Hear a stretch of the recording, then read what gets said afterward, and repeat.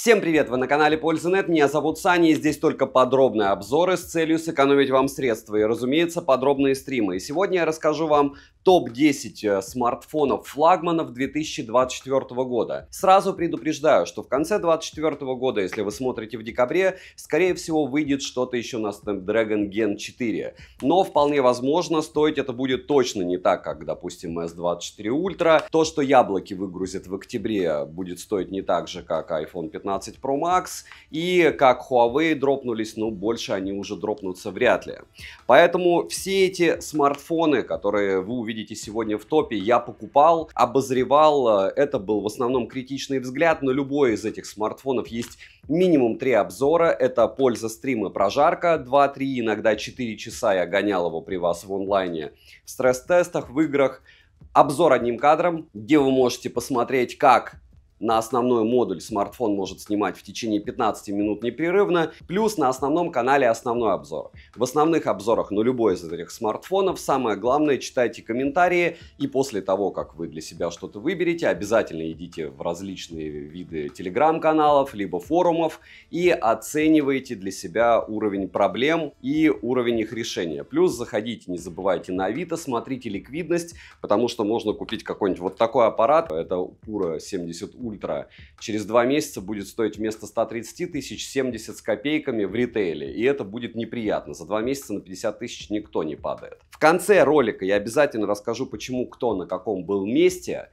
Не забываем подписаться на телеграм-канал скидок, с лайком подписаться на этот канал. И напоминаю, что на канале розыгрыш. Розыгрыш Poco X6 Pro. Ежемесячно смартфона. Для участия в розыгрыше необходимо оставить любой осмысленный комментарий больше 5 слов под любым из роликов. Подписаться на телеграм-канал скидок и либо в описании своего канала, либо в комментарии указать свое имя в телеге. Можно русским языком. В принципе, кто не хочет смотреть полностью топ, может смотреть сразу конец, там я буду объяснять по моделям. Мой взгляд субъективный, мой взгляд человека, который покупает это дело, потом продает это дело, и я не могу сказать, что мне прислали, и поэтому он красивый. Вот мне не прислали, я купил, и поэтому на меня очень сильно всегда, напоминаю, давит ликвидность товара, то, как он себя ведет, умер он или не умер. Допустим, Vivo X100S у меня умирал от утопления при тесте, хотя не должен был. ZTE Z60 Ultra то же самое. Кстати, Samsung флипы тоже погибали. И когда товар не соответствует описанию лично для меня, как для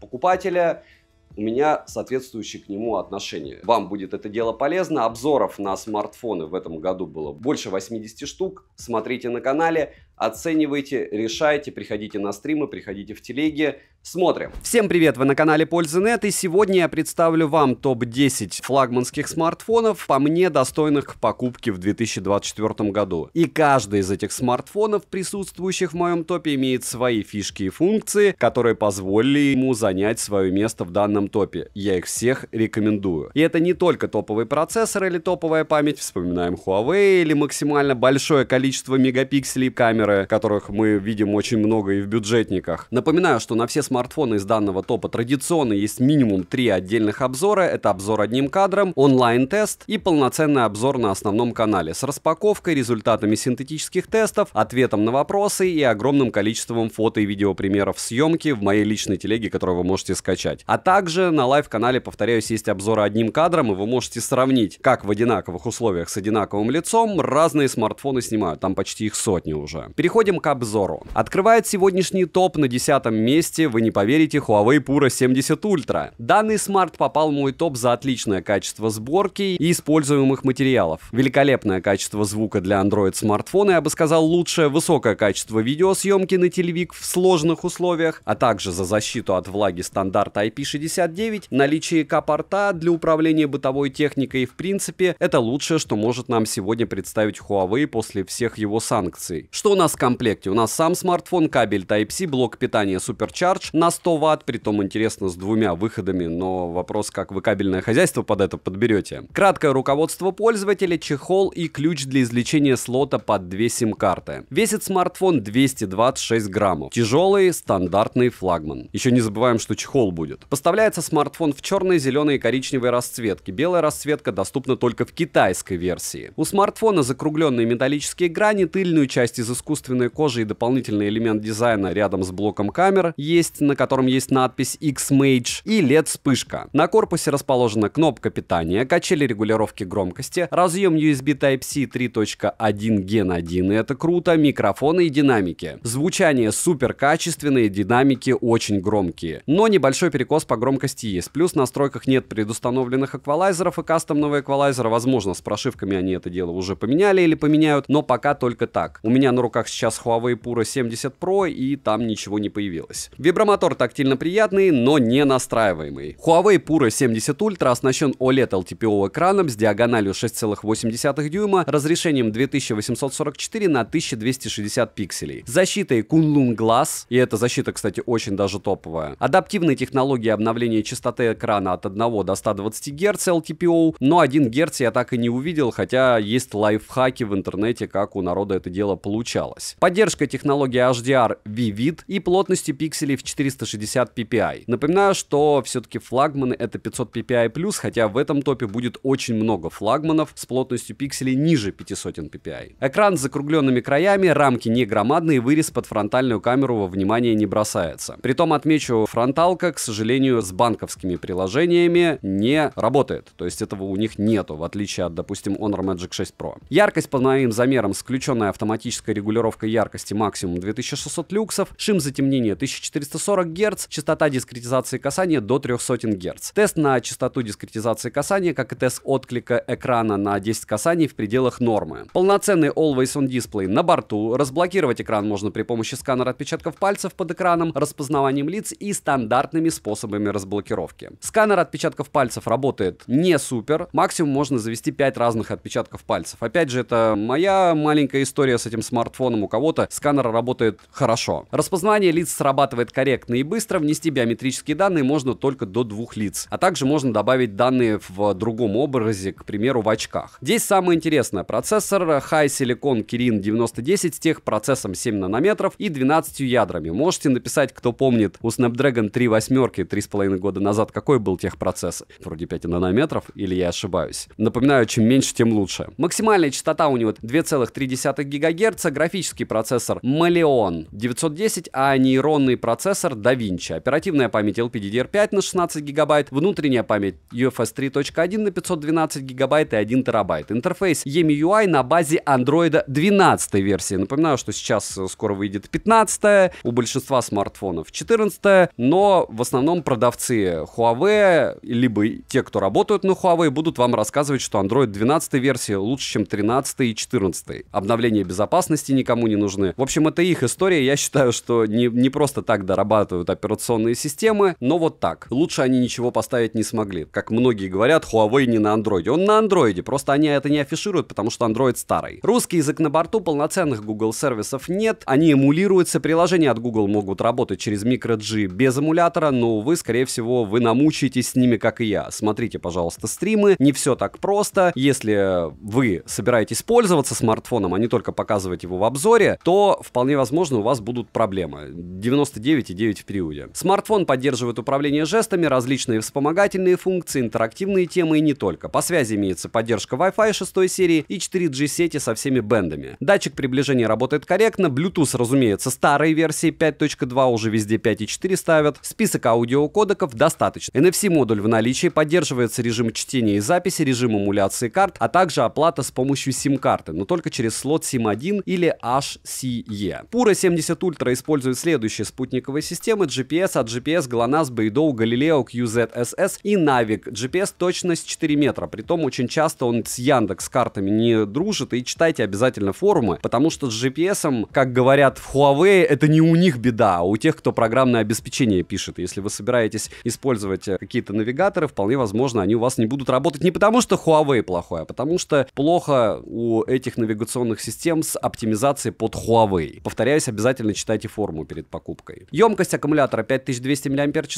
В играх Smart поедает заряд очень быстро, к сожалению. Смартфон поддерживает быструю проводную зарядку до 100 Вт, а также беспроводную зарядку до 80 Вт и реверсивную до 20 Вт. Заряжается он от 0 до сотки реально за 30 минут, плюс-минус, иногда чуть больше. В основном у меня за 36 заряжался. И это прям супер быстро. Результаты тестов вы видите на экране. По факту синтетики, если кратко, все плохо. Так как это результаты, флагман флагмана 2020 года примерно. Ну, чуть-чуть оптимизированного, но вы понимаете, что мы уже в 24-м. Опять же, у вас может быть другой взгляд на это дело, как многие скажут, главное, как использовать. Вот если использовать как просто звонилку и посерфить в интернете, наверное, вам хватит, если ничего не устанавливать. Переходим к камерам. Основной выдвижной сенсор Sony IMX989 на 50 мегапикселей с переменной диафрагмой от 1.6 до 4.0. Оптическая стабилизация, фокусное расстояние 23 мм, лазерная автофокусировка и максимальное разрешение для видеосъемки 4К 60 FPS. Да, здесь нет, как в Sony или еще много у кого, 4К 120 FPS. Разумеется, процессор никак не поддерживает 8К. И я согласен, что вполне возможно это вам не надо. Но 4К 120 FPS, поверьте мне, это классная тема. Особенно для тех, кто чуть-чуть снимает. Сверхширик OmniVision OV40A на 40 мегапикселей с апертурой 2.2 цифровой стабилизации и фокусным расстоянием в 13 мм. Последний сенсор — это телефотосенсор на 50 мегапикселей с апертурой 2.1 оптической стабилизации и фокусным расстоянием в 90 мм. Smart также имеет 3,5-кратный оптический зум, 10-кратный гибридный зум и 100-кратный цифровой зум. Фронтальный сенсор на 13 мегапикселей с апертурой 2.4 цифровой стабилизации и максимальным разрешением для съемки видео 4К 60 FPS. Я сравнивал данную модель со смартфоном от Apple. Если кратко, то Huawei в плане видеосъемки показал лучший результат только на телевик в ночное время или в локациях, где мало освещения. Опять же, только на телевик. Puro 70 Ultra снимает видео с артефактами, бликами, в жаре сбрасывает FPS. Короткие примеры, как сравнение с iPhone, вы можете посмотреть в отдельном обзоре. Минусы: 5G в RU-версии нет, разумеется, не появится. Мини-джек на 3,5 мм не завезли. Нет поддержки eSIM, притом в версии 70 Pro она есть. Откровенно слабое железо для 2024 года. Отсутствие чистых Google сервисов, поддержки нужных большинству программ. То есть даже, допустим, какой-нибудь там Baseos программу для подключения наушников, у вас может появиться какая-нибудь проблема. Какие-то игры вообще не встанут, какие-то будут слетать. Алгоритм установки Google сервисов постоянно меняется. Цена на старте продаж была сильно завышена, но сейчас радует в ритейле 70+, и для флагмана даже 2020 года очень неплохо. Резюмирую, за космический ценник на старте продаж вы купите железо 2020-2021 года, от которого зависит как производительность смартфона, так и его стабильность. Но если не смотреть на цену и на железо, то у смарта отличный звук, отличное качество материалов, бешеное количество продавцов, рекламщиков, и у них очень хорошее рекламное покрытие, то есть многие будут думать, что у вас классный смартфон. Главное найти его за приемлемую для вас цену, и только за отличные материалы и бренд, который нравится многим, я поставил его на 10 место. Плюс у Huawei лучшие аксессуары, лучшие часы, лучшие наушники и лучшие фитнес-браслеты по отслеживанию вашей активности. Классные ноутбуки, планшеты также из-за гуглов с определенными проблемами, но опять же кому-то нравится. И вот по сумме факторов, учитывая экосистему и учитывая то, что у них ценник дропнулся с 130 до 70 в ритейле, 10-е заслуженное место, молодцы, когда будет 60, можно будет и повыше место поставить. Только для фанатов. На 9-м месте сегодняшнего топа я поставил Asus ROG Phone 8 Pro. И это единственный игровой смартфон, который сейчас продается на рынке. Не пишите мне, пожалуйста, про перегревающиеся Red Magic, которые помогают озолотиться продавцам. Данный смартфон же заслуживает свое место в топе в первую очередь за его принадлежность к игровой линейке, а также за отличную внешку, защиту от влаги, великолепную производительность, игровые триггеры и суперский экран на 165 Гц. Упаковку не могу не упомянуть, она выглядит просто бомбезно. В комплекте вы получаете сам смартфон, кабель для зарядки с Type-C на Type-C, блок питания на 65 Вт с китайской вилкой, руководство пользователя и пластиковый чехол. При первом включении стандартно нужно пройти небольшое обучение и настройку триггеров, посмотреть мультик. Слот здесь прорезиненный под 2 нано-сим-карты. Весит смартфон 229 граммов. Приобрести данный девайс можно только в черной расцветке. Игровые элементы дизайна остались. К примеру, мы имеем различные надписи на крышке с тыльной части, триггеры, которые обозначены надписями ROG с тиснением, круто оформленный блок камеры, интересно реализованная программируемая мини-светодиодная подсветка на крышке. Крышка выполнена из стекла с матовым тактильно приятным покрытием, рамка алюминиевая, грани прямые, корпус со слегка закругленными краями. На корпусе расположили кнопку питания, качели регулировки громкости без люфта, на нижнем торце разъем USB Type-C OTG версии 2.0, к сожалению, но на левом торце у нас уже разъем USB Type-C 3.1. Функция OTG на борту, для вывода звука установлены стереодинамики с приятным и громким звуком, имеется поддержка Dirac Virtua, Audio Wizard профилей, сертификация HRS Audio и Audio Wireless. Для проводных наушников предоставили мини-джек на 3,5 мм, и модель имеет защиту от влаги по стандарту IP68. Вибромотор мощный, тактильно приятный и настраиваемый, но не лучший. ROG Phone 8 Pro использует технологию с 3 микрофонами и Asus шумоподавлением. Смартфон оснащен системой управления ультразвуковыми сенсорными триггерами с поддержкой различных видов жестов, Air Trigger, а также есть наведение с помощью гироскопа. В играх использовать подобное управление в целом удобно, но мне больше нравятся механические триггеры, хотя их уже днем с огнем не найти. С фронтальной части установлен LTPO Samsung Flexible E6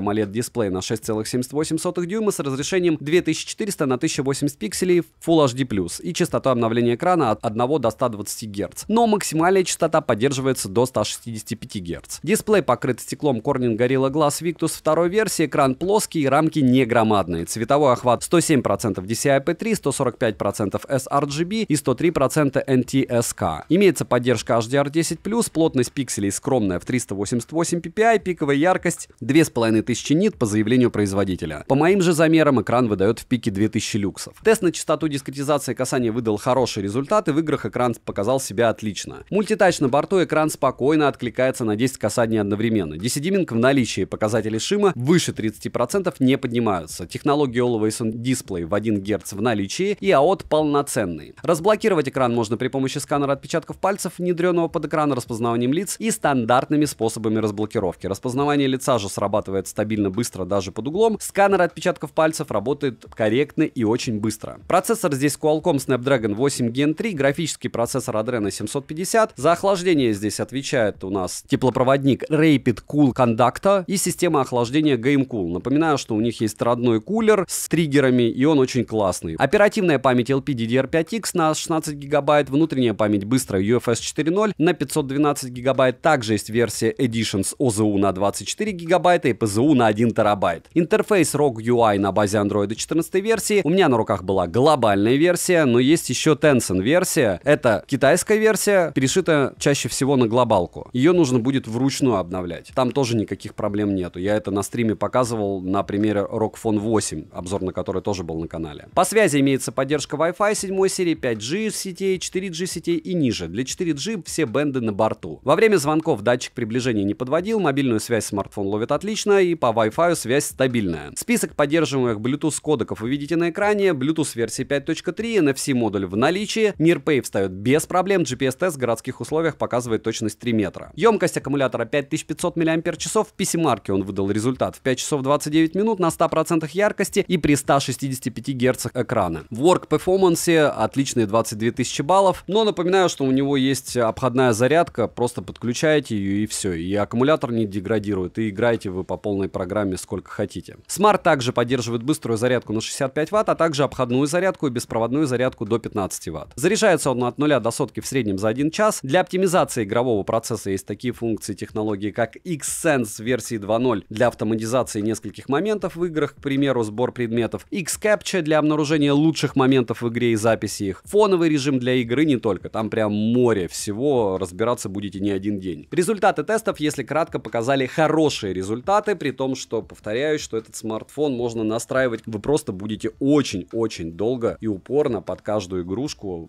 подбирать настройки, чтобы она у вас шла суперски. И это говорит не о том, что она, в принципе, без этих настроек будет плохо идти, а о том, что если вы во что-то погружаетесь, комьюнити вам поможет, и плюс вы сами сможете настроить смарт, чтобы вам подходил он на 100%. Тротлинг-тест смарт прошел отлично. Основной сенсор здесь Sony IMX 890 на 50 мегапикселей с апертурой 1.9, оптической стабилизацией и максимальным разрешением для видеосъемки 4К 24 FPS. И, конечно же, есть 4К 60 FPS и ниже. Далее есть телефотосенсор на 32 мегапикселя с апертурой 2.4 и трехкратным оптическим зумом, сверхширокоугольный сенсор на 13 мегапикселей с углом обзора в 120 градусов, фронтальный сенсор на 32 мегапикселя с максимальным разрешением для съемки видео 1080p 30 FPS. Примеры фото и видеосъемки можно посмотреть в отдельном обзоре. Минусы: нет возможности расширить внутреннюю память с помощью microSD, ИК-порта нет, вот и в принципе все недостатки. Ну и стоимость. Резюмирую, смартфон с кучей игровых функций, с отлично оптимизированными настройками для железа, и это единственный настоящий игровой смарт из современных на настоящий день. Повторяюсь, можете посмотреть на Red Magic, но когда я их тестировал, Red Magic показали себя ужасно. Понятно, что для продавцов они сделали обзор, главное, продали 100 штук,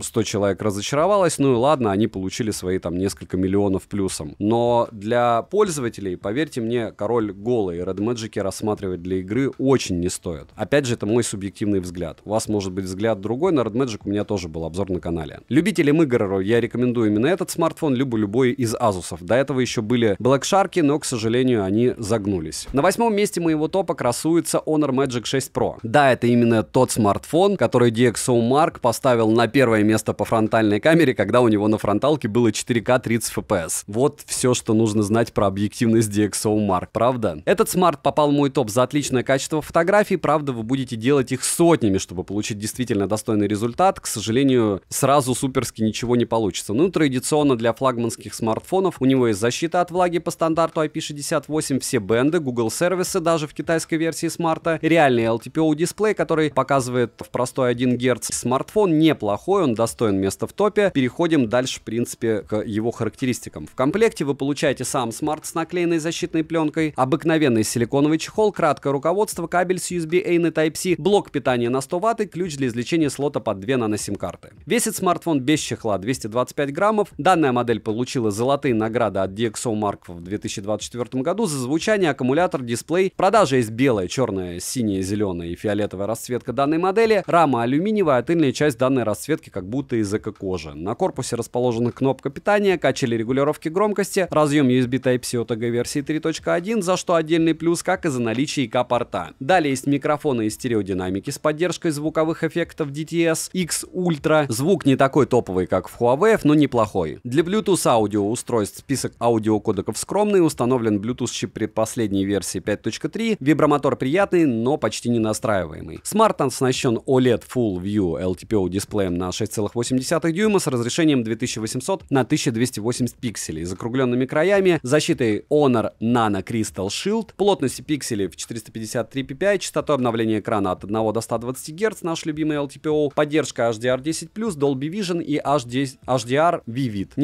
Смотря на экран, рамки кажутся большими, но подбородка нет. Пиковая яркость по заявлению производителя космические 5000 нит. По моим замерам яркость на 100% 1100 люксов, а пиковая яркость 1800 люксов. Тест на частоту дискретизации касаний выдал неплохой результат. Мультитач на 10 касаний одновременно откликается. Частота регулировки шима 4320 Гц, шим выше 20% не поднимался. Полноценный Always On дисплей в наличии. Разблокировать экран можно при помощи сканера отпечатков пальцев, внедренного под экран, распознаванием лиц и стандартными способами разблокировки. Сканер отпечатков пальцев работает хорошо, завести можно до 5 отпечатков, ко всему несколько одинаковых отпечатков пальцев зарегистрировать нельзя. Распознавание лица срабатывает быстро и корректно даже под углом, завести можно биометрические данные двух лиц и двух лиц еще и в маске. Процессор здесь установлен последний на данный момент, Qualcomm Snapdragon 8 Gen 3, скоро Gen 4, кстати, выйдет. Графический процессор Adreno 750, оперативная память LPDDR5X доступна на выбор 12 и 16 гигабайт. Внутренняя память UFS 4.0 на выбор 256 гигабайт, 512 гигабайт и 1 терабайт. Операционная система MagicOS 8 на базе Android 14 версии. Система работает неплохо, русский язык в стоке есть, как и Google сервисы. Для безопасности здесь установлен дискретный чип безопасности Honor S1, для улучшения соединений не только Honor C1+.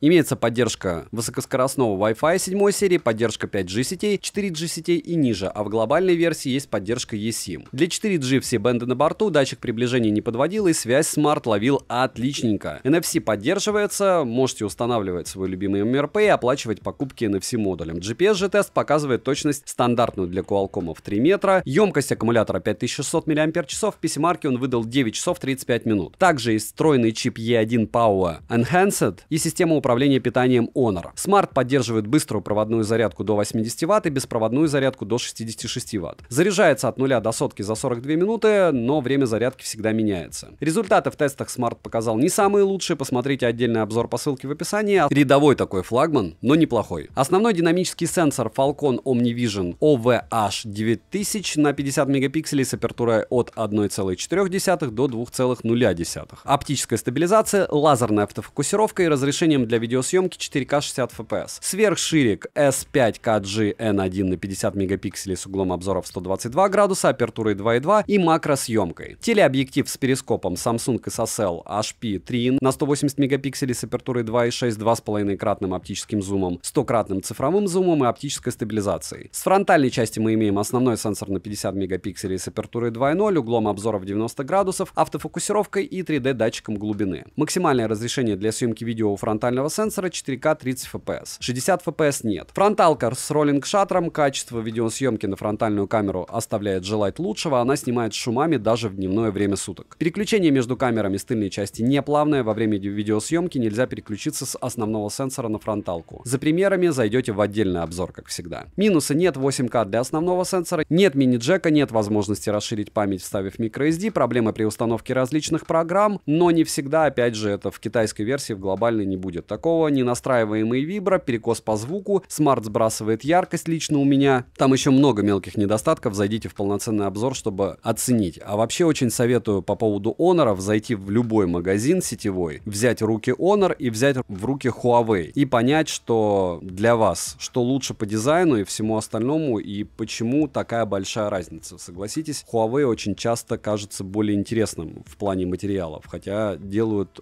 одна контора смартфоны. Но у Honor всегда есть гуглы. Резюмируя, смарт очень неоднозначный. Много спорных моментов, которые озвучил в минусах, и не все при этом. Обязательно, повторяюсь, смотрите полноценный обзор. Но в фотографиях присутствует некоторая магия, ощущение объема, больше, кстати, чем сейчас у Huawei. Если у вас есть другие аксессуары этого бренда, смарт можно смело покупать. У них тоже классные наушники, часы. За глобальную версию переплачивать я лично бы, может быть, и не стал бы, но опять же сейчас ее скидывают очень много где выгодно, поэтому 8 место. На сегодняшний день на 7 месте у меня красуется Samsung Galaxy S24. Но обязательно не путайте, на Snapdragon 8 Gen 3, не на Exynos. У них много разных версий, если будете выбирать, зайдите в телегу взаимопомощи, там очень часто обсуждаются версии Samsung, помогут, что нужно брать, какой регион и какие будут проблемы. Место в моем топе смартфон получил прежде всего за компактные размеры, потому что компактов фактически уже нет, Asus их перестали делать. У них были Zenfone, но все, они уже не компактные. Реальная защита от влаги, в отличие от других смартфонов. Привет Nubia Z60 Ultra, которая у меня утонула, привет Vivo X100S, которая у меня утонула. Отличная фронталка с автофокусом, снимающая в 4К 60 FPS. Великолепный экран, хотя все относительно. Хорошая разблокировка по лицу и быстрая, и вылизанная оболочка, опять же для многих. В коробке вы получаете смартфон без защитной пленки, кабель для зарядки с Type-C на Type-C, вспоминаем Sony, которые даже кабель уже не кладут, документацию и ключ для извлечения слота под 2 нано-сим-карты. Габариты устройства компактные, вес 166 граммов. Поставляется S24 в черной, серой, синей, зеленой, оранжевой, фиолетовой и желтой расцветке. Тыльная часть выполнена из стекла, а рамка алюминиевая. Материалы качественные, сборка хорошая, грани прямые и пользоваться одной рукой очень удобно. Водонепроницаемость по стандарту IP68 на борту, на корпусе расположили кнопку питания, качель регулировки громкости, разъем USB Type-C OTG версии 3.2 Gen 1, микрофоны и стереодинамики с поддержкой Dolby Atmos и настройкой звука, используя предустановки под разные сценарии. Dolby Atmos для игр и даже кастомный эквалайзер. Вибромотор хороший, также можно настроить силу вибрации. Bluetooth предпоследней версии 5.3, список поддерживаемых аудиокодеков довольно скромный. Смарт оснащен дисплеем Dynamic AMOLED 2X на 6,2 дюйма с разрешением 2340 на 1080 пикселей. Экран плоский, без закруглений, и защищен он стеклом Corning Gorilla Glass Victus 2 версии. Плотность пикселей 416 ppi. Яркость по моим замерам на 100% 1000 люксов и 1600 люксов в пике. Тест на частоту дискретизации касания показал хороший результат, мультитач есть, и экран спокойненько откликается на 10 касаний одновременно. Полноценный Always On дисплей нового формата в наличии, показатели шима не такие, как у прошлых моделей, но все равно процент шима неприятный. Разблокировать экран можно при помощи сканера отпечатков пальцев, внедренного под экран, распознаванием лиц и стандартными способами разблокировки. Сканер отпечатков пальцев работает стабильно и быстро, распознавание лица срабатывает также хорошо. Можно завести несколько раз один и тот же отпечаток пальца,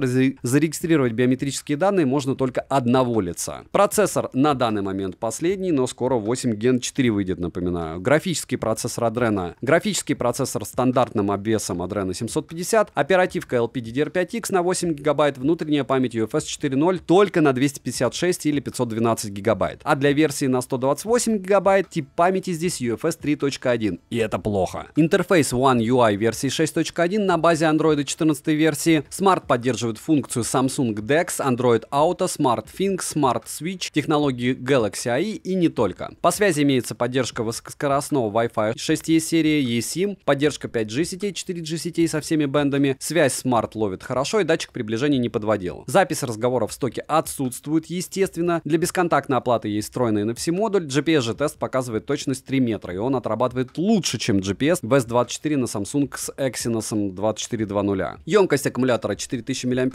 PC-марки Smart у меня отказывался его проходить. Smart поддерживает проводную зарядку до 25 Вт, беспроводную на 15 Вт и реверсивную. Заряжается от 0 до сотки в среднем за 1 час 20 минут. По тестам в играх и всему остальному смотрите отдельный обзор. Результаты тестов не самые лучшие, но вполне неплохие, учитывая, что это компакт. И не забываем, опять же, смотреть и прожарку, и обзор одним кадром. Если вы собираетесь брать флагман, лучше разбираться во всем и сравнить все, и оценить для себя, что из этого лучше. Основной широкоугольный сенсор здесь Samsung GN3 на 50 мегапикселей с апертурой 1.8, оптостабом и разрешением для видеосъемки 8К 30 FPS, 4К 60 FPS и ниже. Но 120 FPS для 4К нет, как в Samsung S24 Ultra для примера. Далее мы имеем телефотосенсор Samsung SSL 3K1, 10 мегапикселей с апертурой 2.4 и оптической стабилизацией. Последний сенсор — это сверхширик Sony IMX564 на 12 мегапикселей с углом обзора в 120 градусов и апертурой 2.2 и цифровой стабилизацией. Фронталка на 12 мегапикселей с автофокусом находится в верхней части экрана по центру, и максимальное разрешение для съемки видео у него 4К 4К 60 FPS. Снимает Smart отлично, в основном примеры съемки в отдельном обзоре, и напоминаю, что здесь можно переходить с основного модуля на фронтальный, это очень круто. Минусы: нагрев, конфигурация с 128 гигабайтами ПЗУ, использует память UFS 3.1,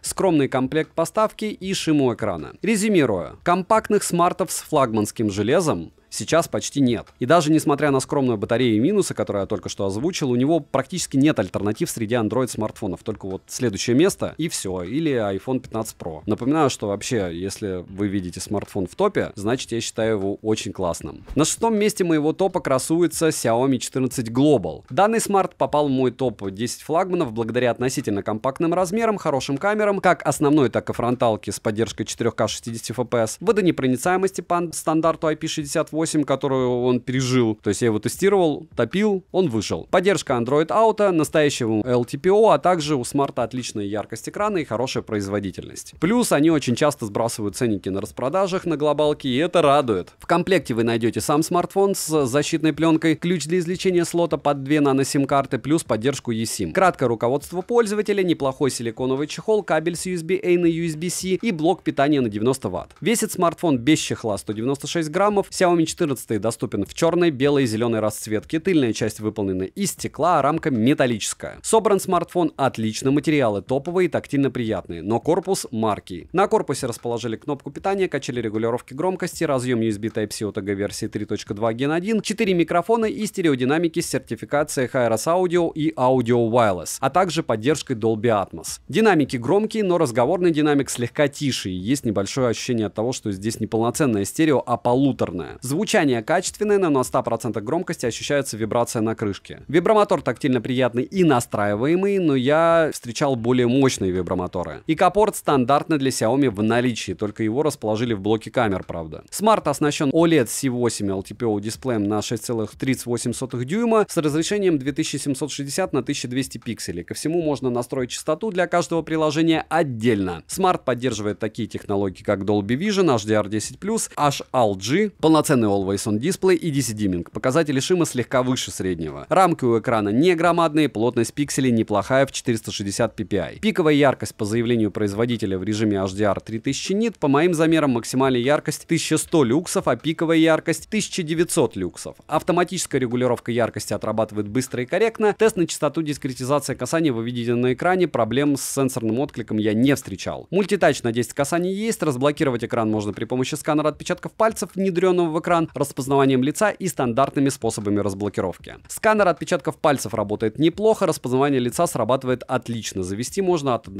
до 2 лиц и до 5 отпечатков пальцев, что хорошо, но плохо, что можно завести один и тот же палец. Мне это дело не импонирует, я думаю, что вам тоже. Процессор установлен Qualcomm Snapdragon 8 Gen 3, графический процессор Adreno 750, оперативная память LPDDR5X на 12 ГБ, внутренняя память UFS 4.0 и на выбор 256 ГБ и 512 ГБ. А в Китае китайской версии доступно также 8 и 16 ОЗУ гигабайт и 1 терабайт ПЗУ. Операционная система HyperOS, система доступна на русском языке, Smart же поддерживает Wi-Fi 7 версии, поддержку 5G сетей, 4G сетей и ниже. Оптический датчик приближения отрабатывает корректно, Bluetooth версии 5.4, Bluetooth аудиокодеков достаточно. NFC поддерживается, проблем с покупками, используя NFC модуль, не было. GPS-тест показывает точность 3 метра. Емкость аккумулятора 4610 мАч, в PC-марке он выдал 8 часов на максимальной яркости и герцовке экрана. Smart поддерживает быструю зарядку от провода, также есть беспроводная зарядка до 50 Вт и реверсивная беспроводная зарядка. Заряжается с использованием турборежима от 0 до сотки за 45 минут. Во время зарядки тыльная часть нагревается до 40 градусов, а в фронтальной части температура составляет 38 градусов. Может, это дело уже пофиксили, напишите, но на момент издания обзора было так. Результаты тестов смотрите в полном обзоре на смартфон. Если кратко, все неплохо, кроме тротлинг-теста. Процессор в смартфоне задушили для повышения стабильности, я так думаю. Ну и в принципе это дело у них получилось. С тыльной части можно заметить настраиваемый микрофон, LED-вспышку, основной сенсор Samsung Light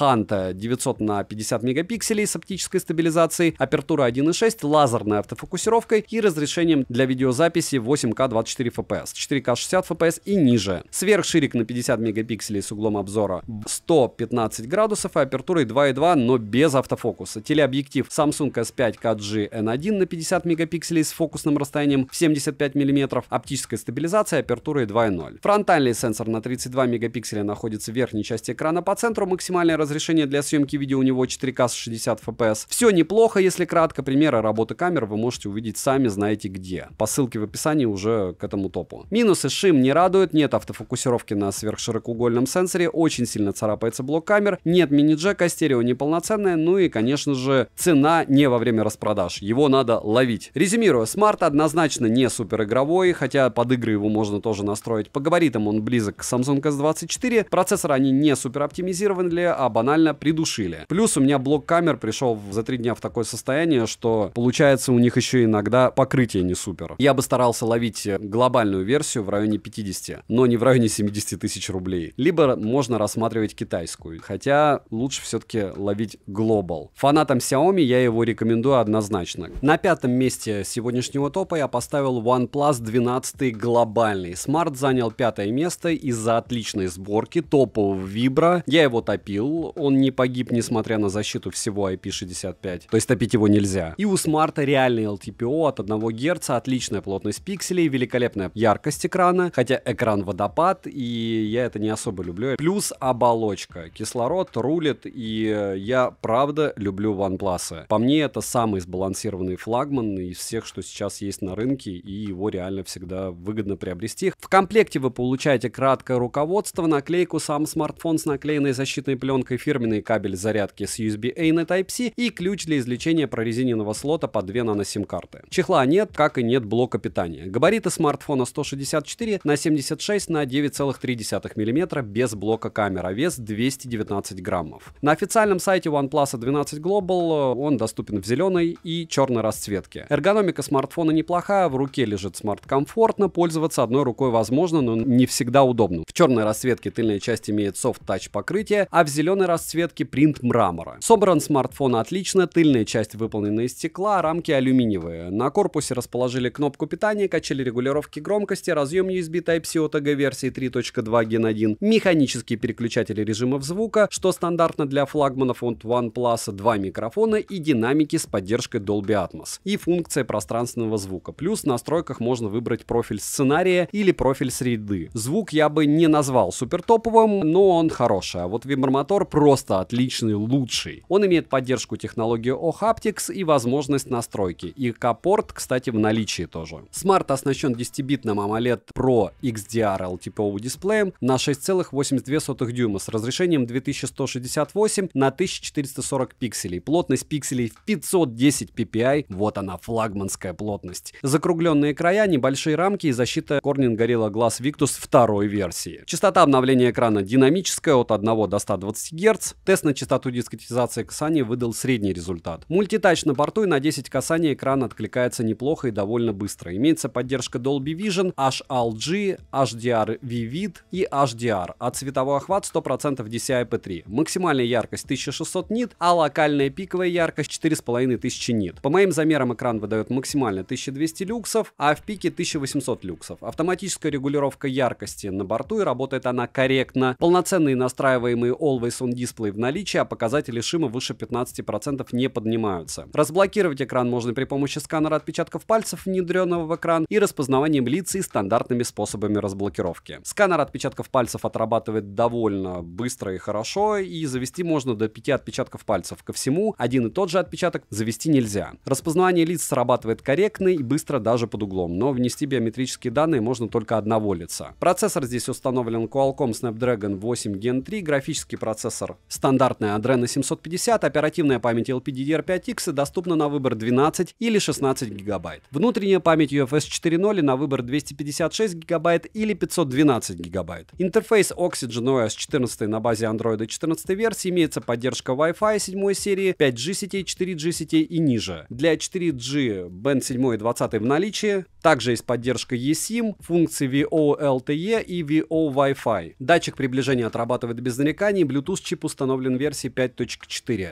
Для бесконтактной оплаты есть встроенный NFC-модуль. На данный момент можно установить MirPay и спокойно оплачивать покупки. GPS-тест показывает точность 3 метра. При том, что напоминаю, что если у вас китайская версия, при перепрошивке на глобальную версию OnePlus 12 eSIM у вас не появится, если что. Емкость аккумулятора 5400 мАч, в PC-марке OnePlus 12 выдал 6 часов 51 минуту на 100% яркости и максимальной герцовки, а Work Performance 12765 баллов. Смарт поддерживает быструю зарядку до 100 Вт, беспроводную зарядку до 50 Вт и реверсивную. Смарт заряжается от 0 до сотки за 28 минут, что нереально быстро. Притом хочу отметить, что в играх он ведет себя неплохо. Напоминаю, что на пользу стрима вы можете посмотреть прожарку этого устройства и в полноценном обзоре узнать автономность в играх. Прогоны тестов показали неплохие результаты, кроме тротлинг-теста. Там смартфон чуть просаживался по производительности. Основной сенсор здесь установлен Sony LEAD808 на 50 мегапикселей с апертурой 1.6, оптической стабилизацией, фокусным расстоянием в 23 мм, углом обзора в 85 градусов, автофокусом и максимальным разрешением для видеосъемки 8К 24 FPS. 4К 60 FPS также на борту. Далее сверхширик Sony IMX 581 на 48 мегапикселей с углом обзора в 114 градусов, апертурой 2.2, автофокусом и макросъемкой с фокусным расстоянием в 3,5 см. И последний сенсор — это телеобъектив с перископом OmniVision OV64B на 64 мегапикселя с апертурой 2.6, углом обзора в 33 градуса, автофокусировка, оптической стабилизацией и оптическим зумированием. Фронтальный сенсор Sony IMX 615 на 32 мегапикселя с апертурой 2.4, углом обзора в 90 градусов, фокусным расстоянием в 21 мм и электронной стабилизацией. Максимальное разрешение для съемки видео у него 4К 30 FPS, может 60 FPS завезли, но я про это дело не читал. Суперской камерой не назову, но она очень хороша. Минусы: нет мини-джека, нет возможности расширить внутреннюю память, вставив microSD, почти как у всех. Комплект поставки скромный. Спасибо продавцам с Али, которые предлагают хотя бы зарядку бонусом. Резюмирую, этот смартфон — эталон вибро, эталон оболочки и эталон работы смартфона лично для меня. Стоит ли смотреть на китайскую версию смарта? Вы рискуете получить в принципе блок, который можно и снять, но все равно. Без полной агрегации бендов, без eSIM, но чуть дешевле. Стоит ли экономия этого? Решать вам. Я бы не советовал, я бы стал брать глобалку. Здесь не топовая фронталка, это уже давно не топ за свои деньги, но смартфон классный. Фанаты будут покупать данные смарты, и не только фанаты. Я уверен, что армия фанатов OnePlus становится все больше. Заслуженное 5-е место. 4-е место по праву занимает Vivo X100 Ultra. По мнению многих, лучший камерафон на рынке. Основная причина, по которой я разместил этот смарт в своем топе, это отличные камеры, включая 200-мегапиксельный телевик. Он также умеет переключаться в 4К 60 FPS с основного модуля на фронталку. И у смарта полноценный, а не только по спекам LTPO экран. У него есть также 4К 120 FPS, поддержка съемки видео. У смарта суперская яркость, отличная автономность, все бенды, русский язык и Google сервисы, несмотря на китайскую версию. В комплекте вы получаете краткое руководство, чехол, кабель с Type-C на Type-C, блок питания на 80 Вт с китайской вилкой, сам смартфон с наклеенной защитной пленкой и ключ для извлечения слота под 2 сим-карты. Весит смартфон 229 граммов, поставляется X100 Ultra в черной, белой, зеленой и титановой расцветке. С тыльной части находится крупный блок камер с кольцом, рамка выполнена из металла, а тыльной части стекла. Собран смарт отлично, имеется водонепроницаемость класса IP69, на корпусе расположена кнопка питания, качели регулировки громкости, разъем USB Type-C OTG версии 3.2 Gen 1 с поддержкой функции Display Alt Mode, также есть микрофоны и стереодинамики. Звучание отличное, отличная, но не топовая. Плюс нет кастомного эквалайзера в стоке, а только предустановки под разные сценарии использования. ИК-порт в наличии, вибромотор линейный по оси X с поддержкой 4D вибрации для игр. Тактильно он приятный. Настроить силу вибрации возможность есть, но как по мне он слабоват. Bluetooth чип установлен в версии 5.4, а аудиокодеков достаточно. Смарт оснащен AMOLED 2К E7 дисплеем на 6,78 дюйма с разрешением 3200 на 1440 пикселей. Экран имеет закругленные края, небольшой вырез под фронтальную камеру и симметричные рамки. Но подбородок слегка больше, чем остальные рамки. Имеется поддержка технологии Dolby Vision, широкая цветовая гамма DCI-P3, плотность пикселей отличная в 517 ppi, заявленная пиковая яркость 3000 нит. По моим замерам экран выдает 1200 люксов, для повседневного использования этого более чем достаточно. Автоматическая регулировка яркости отрабатывает быстро и корректно, плюс установлен датчик цветовой температуры. Частота обновления экрана адаптивная от 1 до 120 Гц, также можно отдельно настроить частоту для каждого приложения. Тест на частоту дискретизации касания показал хороший результат, в играх сенсорный отклик неплохой. Экран спокойненько откликается на 10 касаний одновременно, частота регулировки шима 1440 Гц, шим выше 15% не поднимается, если измерять радексом, у прибора ТКА показывает шим в 60%, но это на минимальной яркости. Полноценный Always On дисплей в наличии, разблокировать экран можно при помощи 3D ультразвукового датчика отпечатка пальцев, внедренного под экран, распознаванием лиц и стандартными способами разблокировки. Сканер отпечатков пальцев работает хорошо, завести несколько одинаковых отпечатков пальцев нельзя, за что плюс. Распознавание лиц срабатывает быстро и даже под углом. Завести можно до 2 лиц и до 5 отпечатков пальцев. Процессор установлен, как у всех, флагманский Qualcomm Snapdragon 8 Gen 3. В принципе, как почти у всего топа. Графический процессор Adreno 750, также установлен видеочип Blueprint V3+, оперативная память LPDDR5X доступна на выбор 12-16 ГБ. Внутренняя память UFS 4.0 на выбор 256 ГБ, 512 ГБ и 1 ТБ.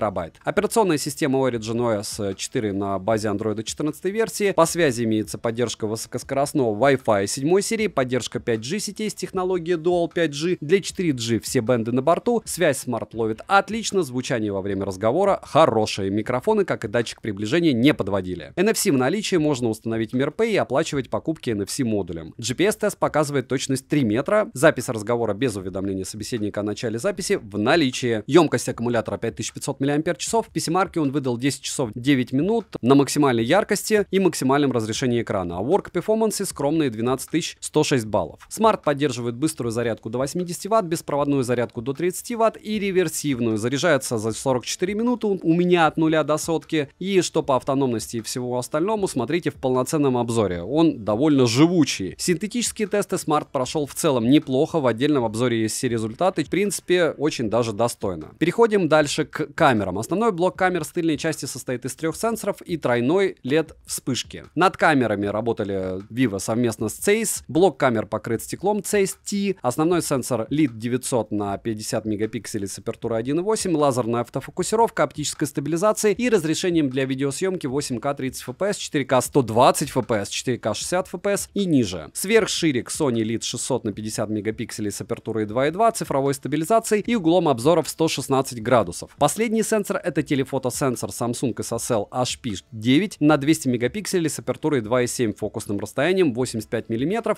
и оптостабом. Фронтальный сенсор на 50 мегапикселей, максимальное разрешение для съемки видео у него 4К 60 FPS. Имеется возможность переключения между сенсорами во время записи видео, различные режимы, фильтры, шаблоны для видео и фотосъемки, а также большое количество технологий для более качественной фото и видеосъемки. Если кратко, у Vivo бывает видеосъемка с очень заметными фризами. Плюс стабилизатор иногда странно себя ведет. Картинка иногда кажется желейной. Телефотосенсор снимает отлично. Примеры вы можете отдельно открыть в обзоре по ссылке в описании. И хочу отметить, что фото он рисует, видео он рисует, но очень многим нравится. Минусы: проводная зарядка, как и беспроводная, менее быстрая, чем в Pro-версии. Нет поддержки eSIM, мини-джека нет. Слабый динамический диапазон у фронталки, конский ценник, но не всегда. Затычка в основном модуле. Сброс яркости экрана в Genshin Impact. Резюмирую, несмотря на все недостатки, это смарт однозначно стоит своих денег. Если вам необходимы функции, которые нет у iPhone, и у вас достаточно опыта общения с китайскими смартфонами, это отличный кандидат для покупки. Учитывайте только то, что продать его потом будет сложно. Сложнее, чем другие Android смартфоны первого эшелона. Как и Oppo, это довольно специфический бренд, который не особо рекламирует флагманы на территории России. Поэтому тройку лидеров сегодняшнего топа открывает Oppo Find X7 Ultra. Данный смарт заслужил свое место в моем топе из-за отличного качества камер, в особенности двух телевиков, а также из из-за отличной плотности пикселей, яркости экрана, которая держится на приличных 900 люксах даже под нагрузкой, реальной защиты от влаги и, само собой, последнего самого мощного процессора, как всегда, Qualcomm Snapdragon 8 Gen 3. Все необходимое есть в комплекте. Кроме самого смартфона вы получаете защитную пленку, наклеенную на экран, зарядное устройство с китайской вилкой на 100 Вт, кабель для зарядки с USB-A на Type-C, чехол, скрепку для извлечения слота и краткое руководство пользователя. Вес смарта составляет 223 грамма, а габариты большие. Смартфон достаточно крупный, и это довольно приличный плюс и минус для многих. То есть для кого-то это будет плюсом, для кого-то минусом. В продаже из доступных цветов есть синий, черный и коричневый. Рамки смартфона выполнены из алюминия. Рама смартфона выполнена из алюминия, а тыльная часть из искусственной кожи, но не полностью. Материалы качественные, сборка отличная. В руке смарт держать комфортно, но пользоваться одной рукой лично мне затруднительно. Но все опять же зависит от вашей руки, от ее размера ладони. На корпусе расположена кнопка питания, качели регулировки громкости, разъем для зарядки USB Type-C в версии 3.2, микрофоны, дополнительная кнопка в виде ползунка переключателя, как у OnePlus. Далее есть динамики, один основной, один разговорный. Звучание здесь стерео, качество звука хорошее. Вибромотор тактильно приятный и настраиваемый. Bluetooth кодеков достаточно, а Bluetooth чип установлен в версии 5.4. ИК-порт в наличии. Oppo Find X7 Ultra имеет защиту от влаги и пыли стандарта IP68. Смарт также оснащен изогнутым AMOLED LTPO дисплеем на 6,82 дюйма с разрешением 2168 на 1440 пикселей Quad HD+. Он покрыт экраном Corning Gorilla Glass Victus второго поколения. Рамки не громадные, но больше, чем у Samsung S24 Ultra. Цветовая гамма 100% DCI-P3, 30 бит. Экран поддерживает 10,7 миллиарда цветов и технологию Dolby Vision. Плотность пикселей с запасом флагманская 510 ppi. Частота обновления экрана от 1 до 120 Гц LTPO. В настройках экрана имеется защита глаз, как у всех. Различные технологии для улучшения качества картинки,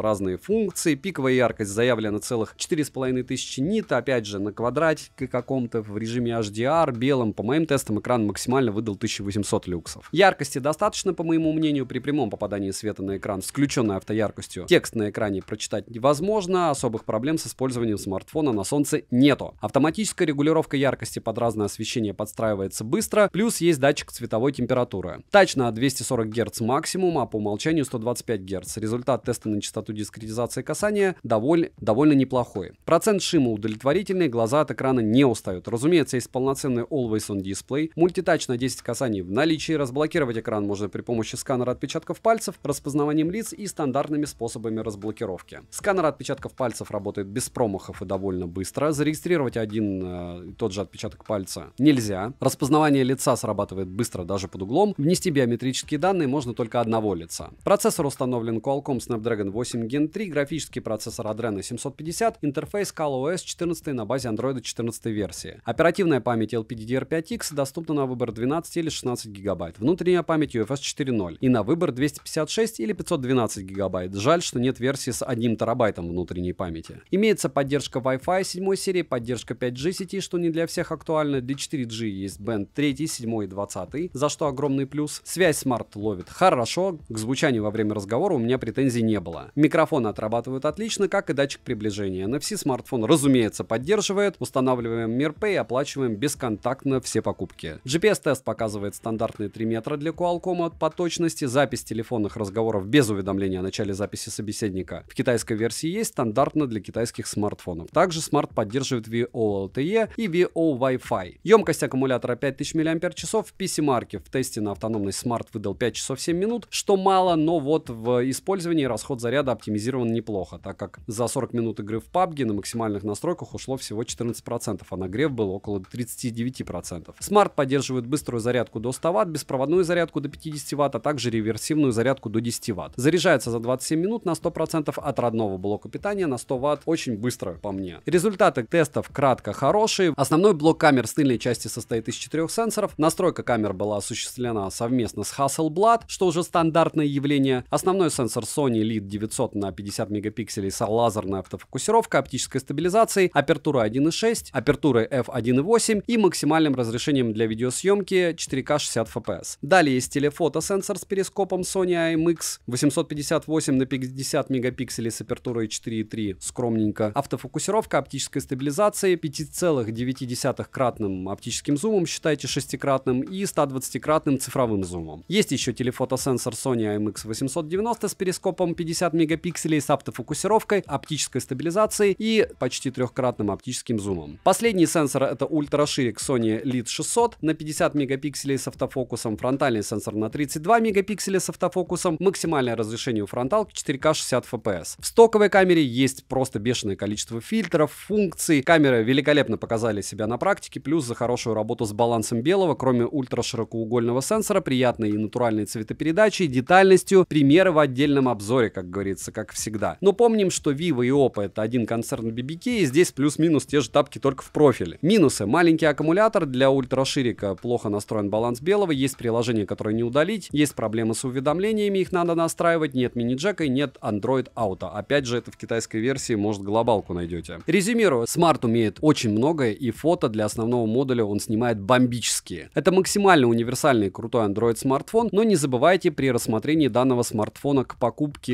его минусы, которые озвучил. Второе место моего топа занимает мой личный смартфон Apple iPhone 15 Pro Max. Притом 15 Pro я бы поставил, наверное, на первое место, если бы не было проблем с продажей. Данный смарт абсолютно заслуженно занимает второе место, и все благодаря отличному качеству видеосъемки. Фактически все ролики, что вы видите на канале, сняты либо на iPhone 15 Pro, либо на iPhone 15 Pro Max. У меня есть еще Sony FX3 камера, я ее использую только для входа-выхода и распаковок. Он имеет защиту от влаги, которая переживала у меня 550 дождей уже и падений, стандартно для всех флагманских смартфонов на данный момент, и долгожданный разъем Type-C-шник у него. В комплекте вы получаете смартфон, руководство пользователей, кабель для зарядки с Type-C на Type-C. Чехла, блока питания и защитной пленки, разумеется, нет. Весит смартфон 221 грамм, а габариты довольно большие. 15 Pro Max можно приобрести в черной, белой, синей, титановой расцветке. У меня титан. Тыльная часть выполнена из матового стекла, рамка титановая, ну а с фронта стандартно Ceramic Shield с неплохим олеофобным покрытием. Защита от влаги стандарта IP68. В руке смарт лежит приятно, но он большой и довольно увесистый. Одной рукой пользоваться смартфоном затруднительно. На корпусе расположена кнопка питания, качели регулировки громкости и новая кнопка, на которую можно завести любую команду из представленных в настройках. Данная кнопка пришла на замену механического переключателя звука. Разъем Type-C версии 3.0 до 10 гигабит в секунду он передает. Разъем поддерживает технологию OTG и DisplayPort. Далее на корпусе микрофоны, динамики, звучание стерео, качество звука приятное и объемное. Громкости более чем достаточно. Для персонализации звучания в приложении «Музыка» есть готовые предустановки и настройка звука. Вибромотор тактильно очень приятный, но почти не настраиваемый. Смарт оснащен Super Retina XDR OLED дисплеем на 6,7 дюйма с разрешением 2796 на 1290 пикселей, плотностью пикселей в 460 ppi, что неплохо, но далеко не топовая плотность пикселей. Динамический остров стандартно на борту для отображения оповещений и действия в режиме реального времени, а также есть Always On Display с интеллектуальными алгоритмами для экономии энергии. Поддержка Dolby Vision, HDR10, HLG. Из интересного есть режим ожидания, в котором экран смартфона может отображать время фотографии и не только. А в ночное время экран автоматически тускнеет. Широкая цветовая гамма 100% DCI-P3, матрица экрана плоская, это кайф, максимальная яркость 1000 нит, пиковая яркость HDR 1600 нит и пиковая яркость на солнце 2000 нит. Экран очень яркий, но на жаре он может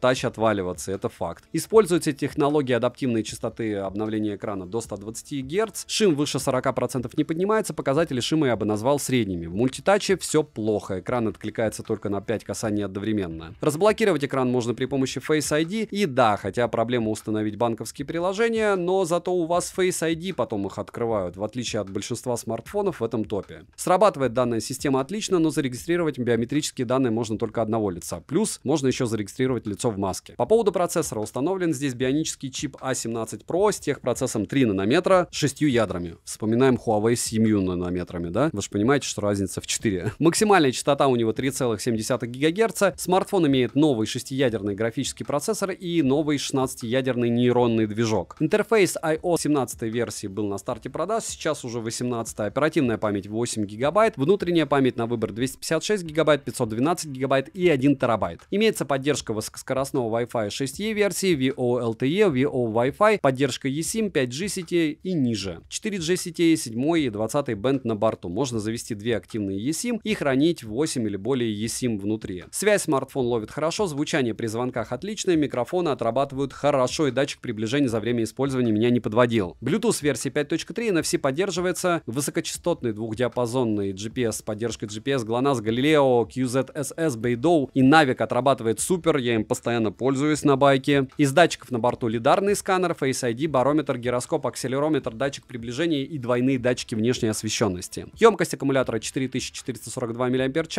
Смарт поддерживает беспроводную зарядку до 30 Вт, проводную зарядку до 30 Вт, беспроводную мегасейв до 15 Вт и стандарт Qi до 7,5 Вт. Заряжается от 0 до сотки у меня за 2 часа в среднем. Иногда быстрее. Вообще рандом. Но скорее всего потому, что у меня емкость упала уже до 88% у аккумулятора. Яркость смарт сбрасывает периодически, сенсорный отклик не самый лучший, от жары отваливается. Плюс есть еще и пинг проседает. Результаты синтетических тестов есть в отдельном обзоре. Основной блок камер с тыльной части имеет светодиодную True Tone вспышку. Основной сенсор на 48 мегапикселей с апертурой 1.78 и оптостабом. Сверхширик на 12 мегапикселей с апертурой 2.2 и углом обзора в 120 градусов. Телефото сенсор на 12 мегапикселей с апертурой 2.8 и оптостабом. Запись видео доступна в максимальном разрешении 4К 60 FPS. 8К не завезли, как и не завезли 120 FPS для 4К. Имеется 5-кратное оптическое увеличение, 2-кратное оптическое уменьшение и 10-кратный диапазон оптического увеличения и 25-кратный цифровой зум. В общем, здесь вот этот вот перископ X5, он абсолютно бесполезен. В 15 Pro намного удобнее камера. В настройках камеры есть некоторое количество настроек, их не особо много, но отмечу, что все настройки, которые есть, очень полезны. Плюс, напоминаю, что можно благополучным образом какую-нибудь там Blackmagic Camera скачать программку и снимать прям в RAW. По съемке видео это просто цвет, блеск, красота, мега топ бомба. И я снимаю, повторяюсь, все на яблоко. Очень удобно. Хотя есть куда расти. Фронтальный сенсор TrueDeep на 12 мегапикселей с автофокусировкой апертурой 1.9, максимальным разрешением для видеосъемки 4К 60 FPS. Все сенсоры имеют достойную картинку на выходе, макросъемка, сверхширик 24 мм, 28, 48 и 120 мм при использовании 5-кратного оптического зума. Пространственные ролики предназначены только для Apple Vision Pro. Минусы: сбрасывает яркость в играх, это вообще не игровое решение, даже с кулером это бесполезно. Нулевой комплект, мини-джека и К-порта нету, огромные рамки у экрана, приличный шим, внешний вид от 14 линейки не особо отличается, много функций приложений не работают в РФ и марки корпус. Плюс не забываем, что ликвидность с одной стороны это хорошо, то есть он был дорогой, его можно дорого продать, но дешево купить его, к сожалению, нельзя. И тот же первое место, он дропнулся в цене так, что его прям можно купить выгодно. Плюсом данного смартфона еще отнесу то, что он у меня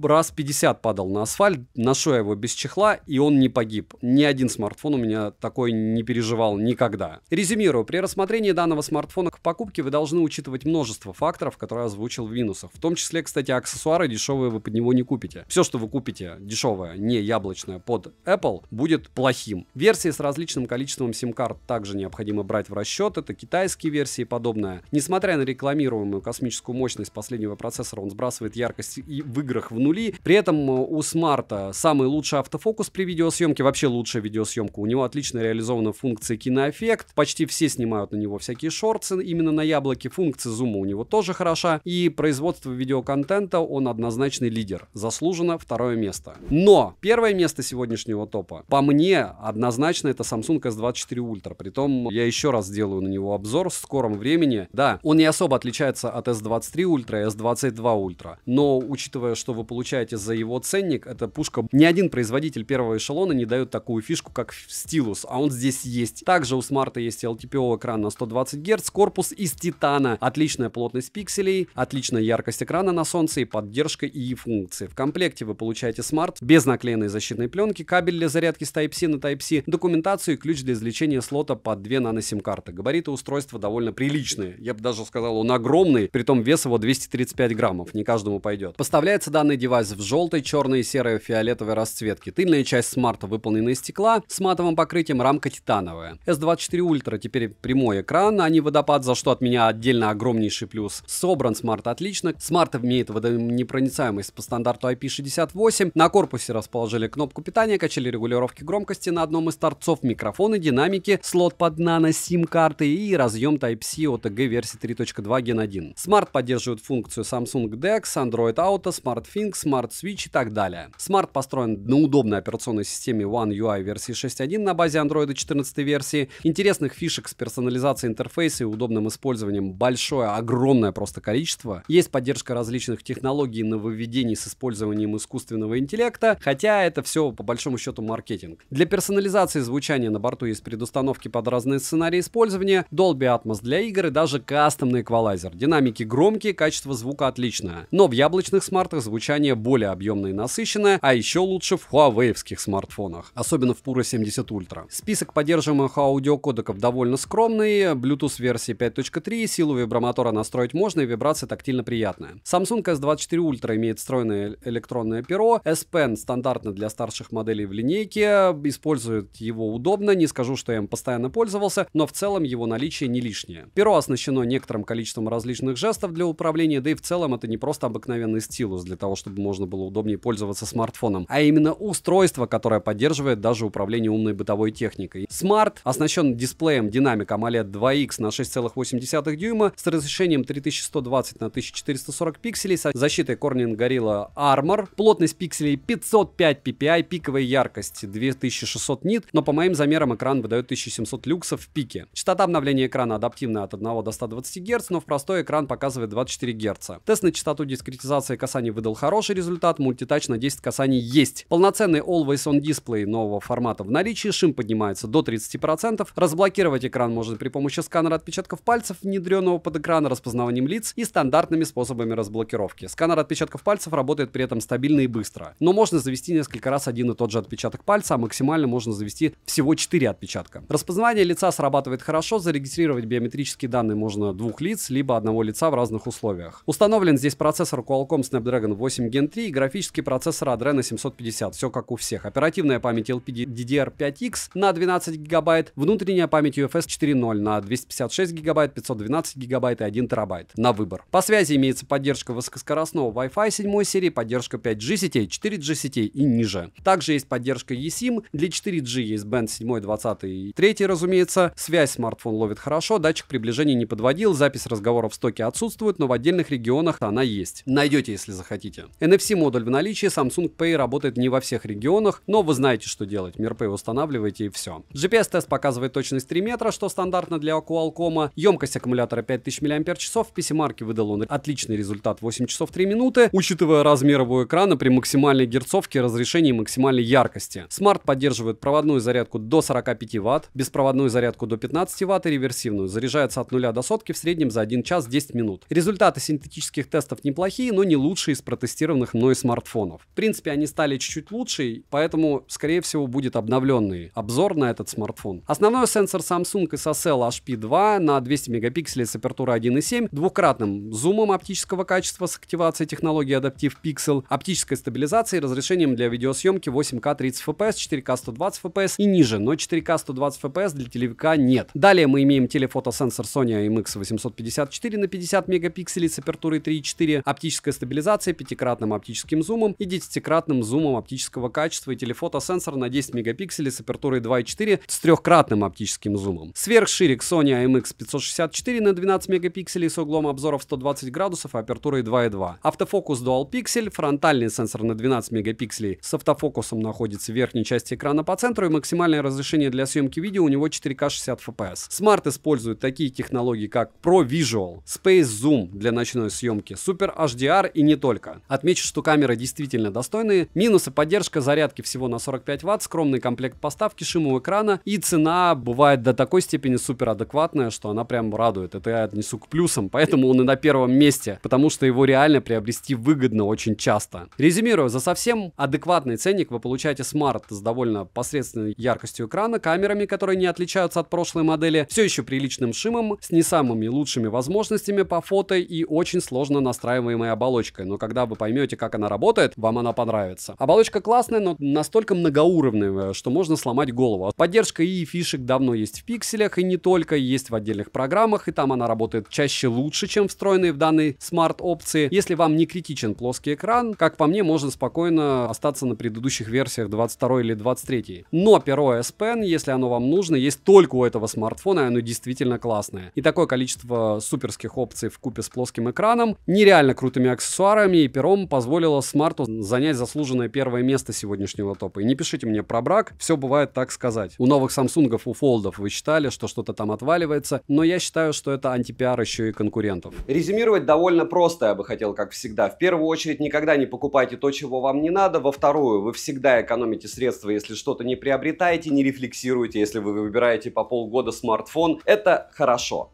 И третье, никому не верьте. Почему? Потому что все врут. Вот, допустим, по местам. 10 место. место. Huawei. Что это такое? Вам скажут, вот с андроидами будут проблемы, с ними не будет. Он на андроиде. Только Android у него 12 версии, когда даже в каком-нибудь там Realme C67 14. Я не буду его хейтить. Вот он у меня в топе, я его реально рекомендую, но в первую очередь рекомендую тем, кому раздают Huawei. Как я знаю, в Китае их раздают. Если вам выдали этот смартфон на производстве, либо в офисе, я вас поздравляю, у вас отличный смарт, рано или поздно вы с ним освоитесь. Да, какие-то программы не будут работать вообще, что-то вы не сможете установить, если вам нужны гуглы, система установки будет всегда меняться, но через эту боль вы будете вспоминать, что вы его приобрели бесплатно.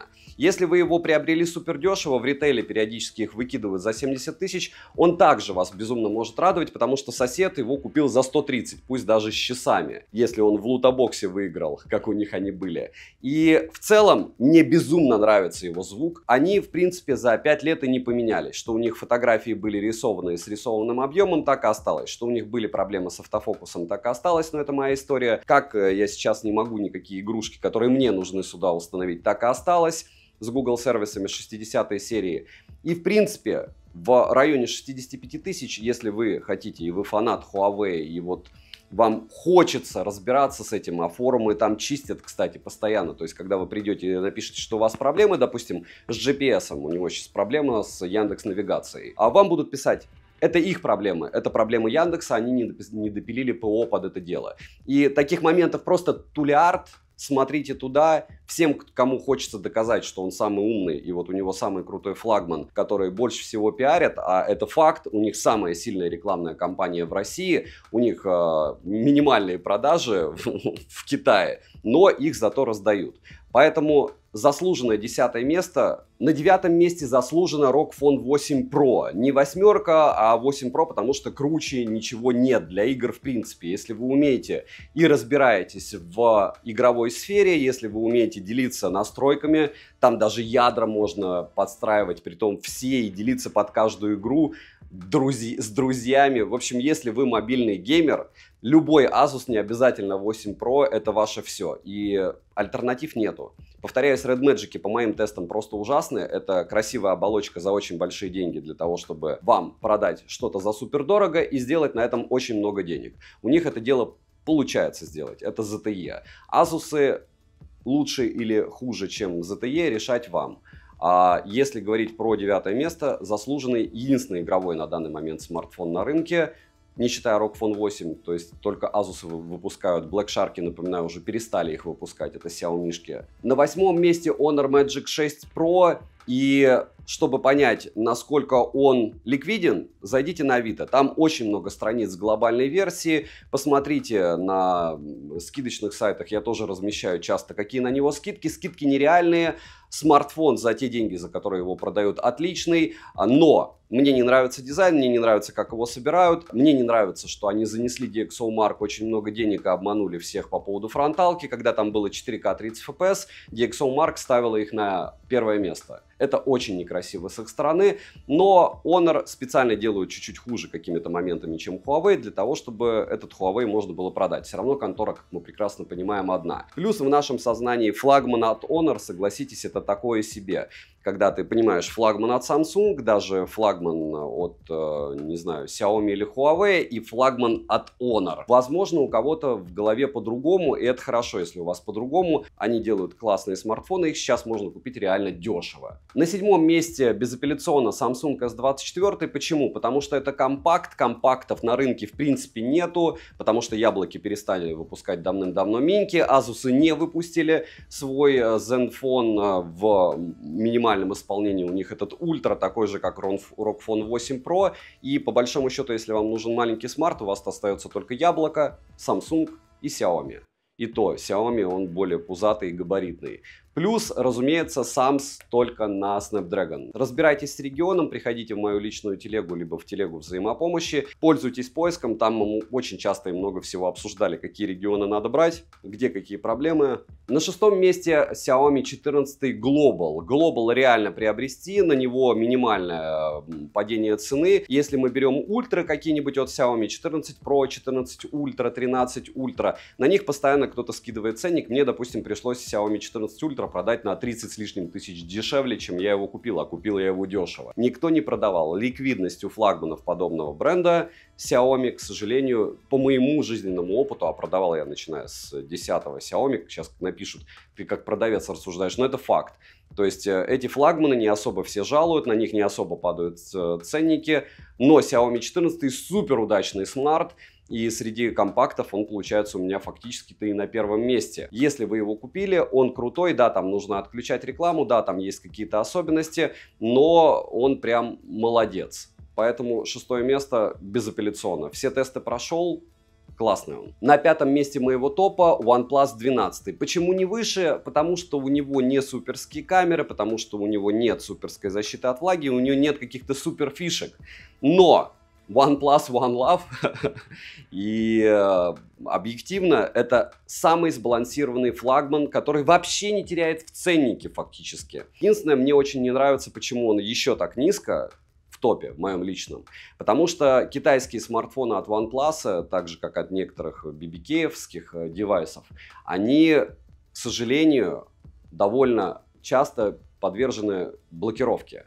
И, к слову, если вспоминать, почему у меня нет бренда Realme вообще в топе, потому что они не суперски снимают, и однозначно, если брать, опять же, что-то запихивать в мой топ вот сейчас от Realme, это был бы Realme GT 6, но не глобальной версии, а именно китайской версии, потому что в китайской версии Snapdragon 8 Gen 3, но у меня его еще нет на руках, и это китайская версия, и глобальная версия 8S Gen 3, то есть хуже процессор, и он дороже, только так. В общем, OnePlus идеальный вибро, обожаю его оболочку, к сожалению, не прямой экран, есть определенные минусы. На 4-м месте Vivo X100 Ultra. Почему? Потому что, что бы вы ни говорили, можете, повторяюсь, пройтись по телеграммам, пообщаться с видеоблогерами. Я напоминаю, что я снимаю на смартфоны обзоры. Vivo с 8-й линейки, они все равно красят. Про режим, не про режим. У них есть определенные недостатки по съемке, а так как они, в принципе, позиционируются как супер-мега-видео фотофлагманы, я вижу, что он по некоторым моментам не дотягивает. Да, когда вам нужно какой-то аппарат поставить выше, нужно сказать, вот, зато у него лучший телевик, вот зато это. Но, как вы прекрасно помните, я вначале об этом говорил, я оцениваю аппарат комплексно, начиная от ценника, покупки, эксплуатации, игр. К сожалению, вот это его место. Он супер классный, но если вы приобретете Vivo, вы очень сильно потеряете в цене. При перепродаже это не популярный бренд. Заметьте, его не пиарят в России на баннерах, как Tecno тот же. Модель хорошая, в топ-5, фактически в топ-10. Напоминаю, что есть смартфоны, которые вообще в топы не вошли. Вот, допустим, соневский аппарат. Так что Vivo классный смарт. Если вы его купили, вам повезло. Спокойно проходите 3 года, вот такой вот флагман. И рядом Oppo Find X7 Ultra, его собрат. У меня до этого спрашивали, почему у меня не было Ultra в топе от Oppo, потому что он не отличался от прошлого своего X6 Pro, как я помню, и мне казалось, что это дорого. Сейчас на него цены дропнулись, притом логично, чаще на какой-нибудь Яме или Авито. И благополучным образом его можно приобретать. Это те же тапки, только в профиль. То есть вы заметьте, места OnePlus, Vivo, сейчас Oppo. Это все концерн BBK. Один концерн. Но я думаю, вы прекрасно понимаете, что они делятся разработками. У Oppo все круто, но он огромный. Вот, допустим, у меня Fold 6, на который еще нет обзора. Я его точно в топ никакой не могу запихать, потому что не для всех подойдет именно по габаритам подобного рода устройства. Вот с Oppo такая же беда. К сожалению. И он нулевой потребности в России. Его вообще никто не пиарит, кроме маленьких блогеров. Супер крутой девайс. Из тех, что можно купить на каком-нибудь Али, либо из-за границы. Вот Vivo и Oppo. Заметьте, что они, кстати, продают в России, те же Vivo. Ничего волшебного, к сожалению. Но опповский вот такой вот. На 2-м месте мой любимый iPhone 15 Pro Max. Почему теперь 2-е, а не 1-е, и почему он вообще в топе? Давайте будем честны. Он у меня падал об асфальт без чехла раз 50. Я на него снимаю ролики. То есть вы можете вот посмотреть весь этот год. Вот все это снято на него, либо на iPhone 15 Pro.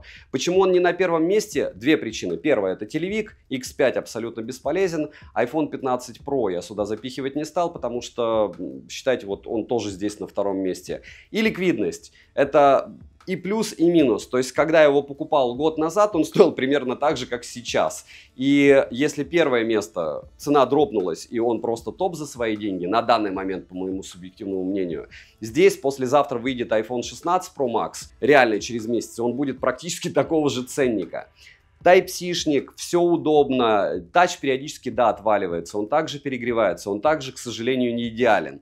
Но это с одной стороны. С другой стороны, несмотря на поцарапанные линзы, несмотря на чертову тучу падений, на переезды, на то, что я вот сейчас таскаю без чехла, на постоянную работу, у меня, к слову, уже 13% съело заряд батареи у этого устройства. Это прям 87% у меня остаточная емкость. Прикиньте, как я его ушатал. Рабочая лошадка буду менять в октябре на следующий камерафон от Яблока, потому что видео лучше, чем это дело, не снимает никто. И поэтому все эти шортсы где угодно, в запрещенных, незапрещенных сетях и все остальное вы видите с них. Натуральные цвета не передает никто. Заслуженное второе место из-за, кстати, еще не работающего толком NFC, то есть для того, чтобы банковские приложения у вас работали, вам надо химичить, и количество неприятностей слишком большое для него. Ну а на первом месте Samsung S24 Ultra, и я на него даже буду делать дополнительный обзор. Он уникален. У него есть стилус, один только стилус стоит 100 баксов. По распродажам в ритейле его приобрести очень часто можно супер выгодно. Безумное количество различных настроек, начиная с игр и заканчивая фото-видео возможностями. Я не скажу, что он в чем-то лучший по фото и видео, но если брать сумму среднюю, он супер классный. То есть это устройство, которое, первое, для бизнеса топ, потому что у вас огромный экран, объективно огромный экран. Стилус, помимо этого, к которому вы, скорее всего, привыкнете. Металлический корпус, он удобно лежит в руке. И да, он вообще практически не отличается от S22 Ultra и S23 Ultra. И даже по возможностям видео и фотосъемки, плюс-минус те же тапки, только в профиль. У него нереально выгодные ценники очень часто. И флагман за такие деньги, с такими возможностями, пусть даже с шимным экраном и с безумным комьюнити, с суперскими аксессуарами, согласитесь, их наушники и часы, это цвет, блеск, красота, все еще могут. Объективно, это первое место, учитывая, за какую стоимость его можно приобрести. Этот топ будет актуален минимум еще полгода. Надеюсь, что он был вам полезен. Надеюсь, что я максимально вам подробно, вот и то ролик супер большой, объяснил свою позицию по поводу этих девайсов. Я, возможно, не прав. Возможно, кто-то бы туда запихал какие-нибудь Rogphone 8. Возможно, Xiaomi 14 Ultra кто-то хотел бы запихать. Это ваш же топ, правильно? Мой топ может быть другим. Кому-то надо было бы Sony продать, по-другому не сказать, потому что за что его в топ запихивать, я не знаю. Хотя все мои камеры Sony, и сейчас на Sony FX3 снимается этот обзор. Пиксели с их тензором однозначно не могут быть в этом топе сейчас уже. Будем ждать, что они сделают в 9 Pro, которая скоро выйдет. Девайсам всем в топе и вообще любому девайсу, который вы выбрали, однозначно да. Подписывайтесь на канал с колоколом. Надеюсь, вам импонирует такой подход. Купил, протестировал, долго и упорно мучил, сделал какие-то выводы и после этого сделал топ. Для меня этот топ — это цена не просто в каких-то деньгах, это минимум год работы. Для вас это 1,5 часа, возможно, для кого-то информации, с которой он не согласен, но вы можете написать свое мнение, какой у вас смартфон, какой бы вы выбрали смартфон и что для вас лучший смартфон. Добра и удачи вам, дорогие друзья!